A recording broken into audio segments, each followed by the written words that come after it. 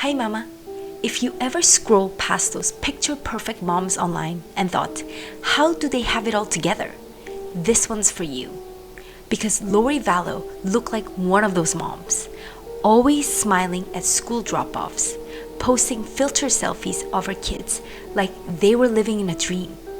But behind that curated image, her children were crying out for help, and no one was listening. By the time truth came out, it was already too late. If you believe every child deserves to be protected and every mom deserves to know the truth, hit subscribe. You belong here. Lori was a mother of 3, blonde, glowing, and always in control. Or so it seemed. But behind that beauty pageant smile was something darker, an obsession with being admired. She didn't just want to be a good mom. She needed to be worshipped. Her former friends say she believed she was chosen. In her words, she was a light being, a mother of the 144,000 chosen people. She wasn't raising children. She was building her throne. While the rest of us moms are just trying to survive, she was chasing a crown. She had 2 kids, Tylee, 16 years old, and JJ, 7 years old. Tylee had always been protective of her little brother, JJ. JJ was autistic, high energy, high needs, and deeply loved. But Lori stopped seeing them as blessings. They became burdens, and burdens didn't fit the image she had crafted. JJ's teachers raised concerns. He suddenly stopped showing up to school. Lori said she was homeschooling. No one verified it. Then Tylee disappeared next. No goodbye, no report. And somehow, no one followed up. Family members asked where the kids were. Lori dodged. Friends also noticed her behavior shift. She said bizarre things like JJ had turned into a zombie. Can you believe that? Tylee also once said, I am the only one who protects JJ. But when Lori found Chad Daybell, her doomsday prophet soulmate, Tylee's strength became a threat. JJ's needs were too much. They didn't align with Lori's vision of her divine destiny. So what did she do? She silenced them both. As a mom, it hurts to say that out loud.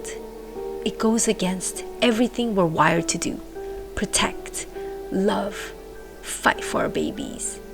Just weeks after her kids disappeared, Lori got married on a beach in Hawaii. No kids, no grief, no concern. This wasn't mourning. It was like it didn't affect her at all. She wore a white dress, held flowers, and smiled for the camera, while her children's bodies were buried in Chad Daybell's backyard. In my opinion, she didn't look like a grieving mom at all. She looked like a woman who believed she had finally been reborn. Colby Ryan, Lori's surviving son, pleaded with her, Mom, where are they? Just tell me, please. Lori responded, You'll know soon, don't worry. She spoke with calm detachment, as if her children were just characters in a prophecy, disposable, replaceable. And Colby? He was just another obstacle between Lori and the image she became addicted to. When police finally searched Chad's property, they found JJ first, buried in plastic bags, duct tape over his mouth and arms. Then came Tylee, burned, dismembered, and buried in pieces. The coroner couldn't even determine a cause of death. Her body had been destroyed so much that it was almost like somebody wanted to erase her completely, as if she had never existed. This truly broke my heart. I mean, how can you possibly do that to your own children? Let's be honest, Mama. We all wonder sometimes if we're doing enough.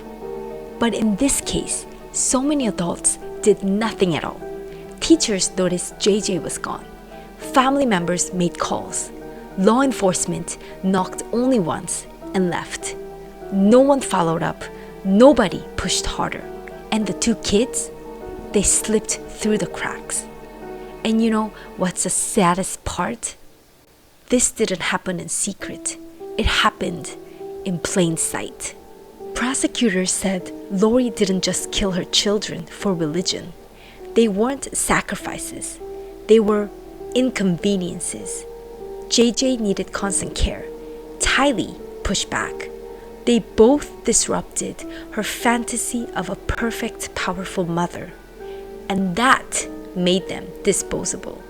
Jesus Christ knows that no one was murdered in this case. Accidental deaths happen. That's what Lori told the judge. She showed no emotion, no regret, no apology. In her eyes, motherhood was never about protection. It was about status. And when her children no longer served that purpose, she removed them. Mama, I know how heavy this is. Because we all want to be seen. We all want to be told we're doing a good job. But Lori let that desire consume her.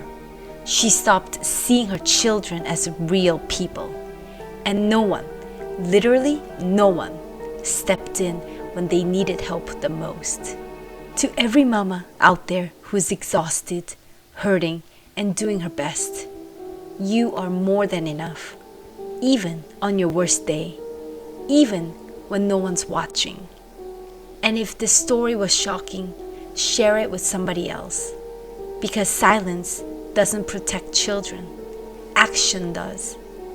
Now it's time for me to go hug my baby boy a little tighter. See you next time, Mama.